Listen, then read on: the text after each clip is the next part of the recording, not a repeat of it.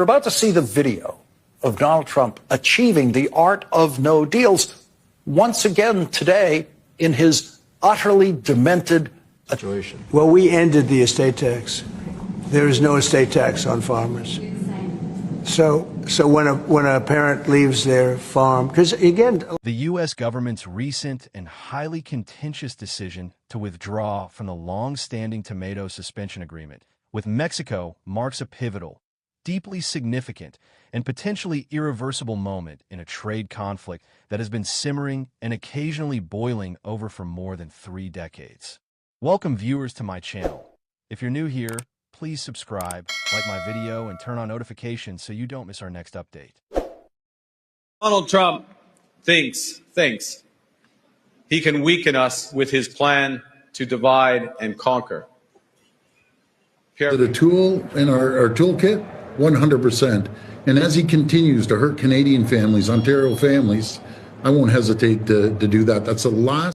This unilateral and aggressive action is the most definitive and confrontational step taken yet against what U.S. growers describe as a protracted period of unfair and predatory competition from their Mexican counterparts, a period they argue has systematically dismantled their industry. The immediate and tangible result of this abrupt withdrawal is the imposition of new, prohibitive, and economically punishing tariffs, ranging from 17% to 21% on the vast majority of fresh tomato imports originating from Mexico. This drastic and widely criticized move, while enthusiastically celebrated by some domestic producers as a necessary and long-overdue defense of a vital American agricultural industry, is simultaneously poised to have profound, complex, and potentially devastating economic consequences for a wide array of American consumers, businesses, and entire regional economies alike. The impact is expected to be particularly severe and immediate for those enterprises and communities in key U.S. border states, such as Texas and Arizona, whose economic vitality and prosperity are inextricably and deeply intertwined with the seamless flow of cross-border trade. The deep and tangled roots of the Great Tomato War. The origins of this protracted and bitter trade dispute are not new. They are found in the transformative, disruptive, and often painful economic landscape created by the implementation of the North American Free Trade Agreement, NAFTA, in the mid-1990s. NAFTA, by design, gradually and systematically dismantled trade barriers between the U.S., Mexico, and Canada, a process that led to an unprecedented and rapid surge of Mexican agricultural imports, including tomatoes, into the U.S. market. This influx was immediately met with vociferous, persistent, and increasingly desperate protests from American growers, especially those concentrated in Florida, who alleged that their Mexican competitors were engaged in a predatory and illegal trade practice known as dumping. This involves a foreign company selling products in a foreign market at prices that are demonstrably and deliberately below their own cost of production, with the ultimate cynical and anti-competitive goal of driving out local competitors and establishing a near monopoly. This practice, if left unchecked, can systematically destroy an entire domestic industry, causing job losses, economic dislocation, and a loss of national self-sufficiency. In response to these serious and well-documented allegations, which were supported by an extensive and multi-year investigation launched by the U.S. Department of Commerce, the first tomato suspension agreement was signed in 1996. This accord was carefully designed as a pragmatic compromise and a temporary ceasefire, in exchange for Mexican exporters' firm and legally binding commitment to not sell their tomatoes below a predetermined and regularly adjusted reference price. The U.S. would agree to suspend its anti-dumping investigation and avoid imposing the crippling tariffs that would have otherwise been applied. The agreement, however, was always intended as a temporary truce, not a permanent or definitive solution, and it has been renegotiated and revised numerous times over the years in a continuous effort to make it more effective. Despite these revisions, domestic producers, spearheaded by the powerful and politically influential Florida Tomato Exchange, FTE, have consistently argued that these agreements have been entirely inadequate, easily circumvented, and ultimately toothless.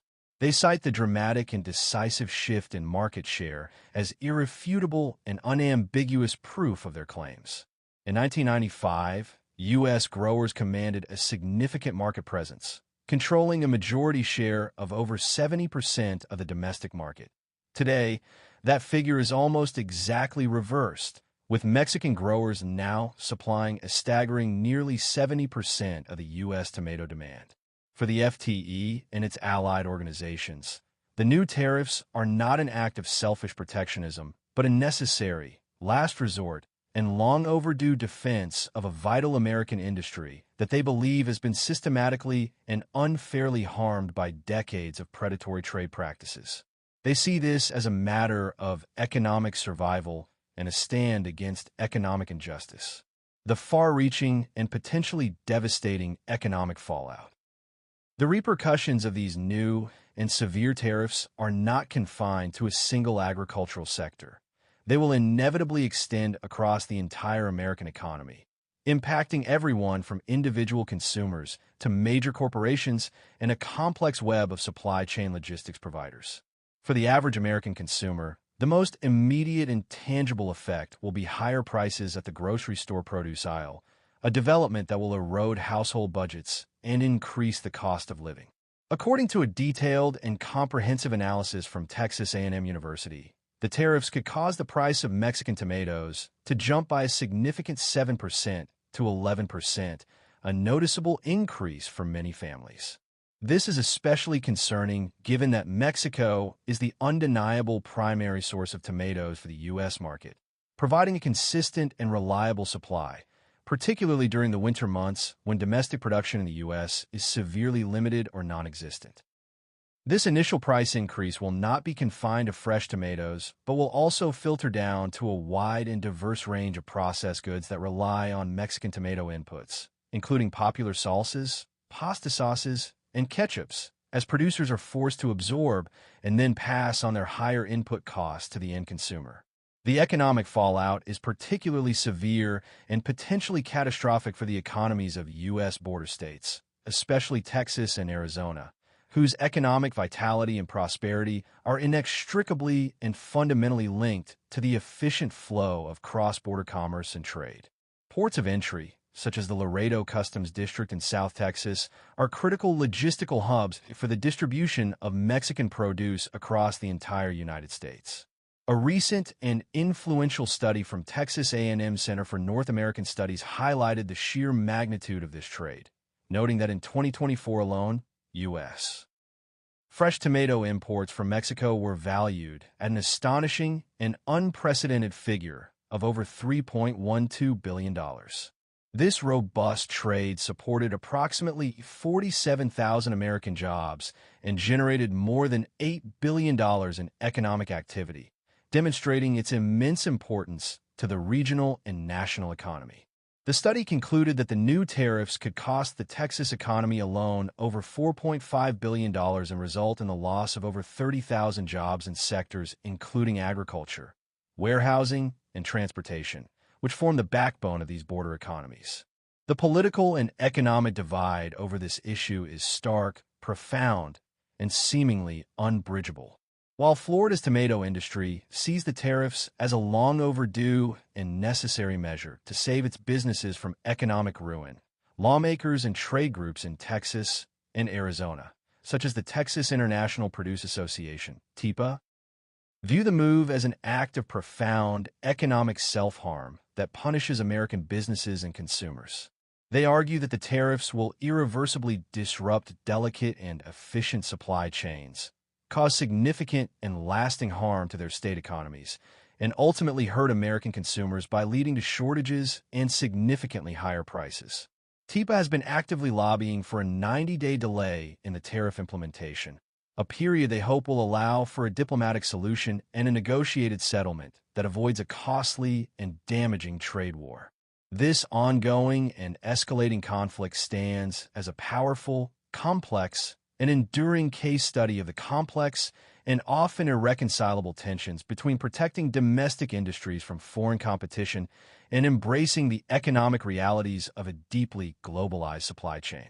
It highlights the difficult choices and trade-offs policymakers face in an increasingly interconnected and interdependent world. The final outcome of this great tomato war will have consequences that ripple across the nation, far beyond the produce aisle.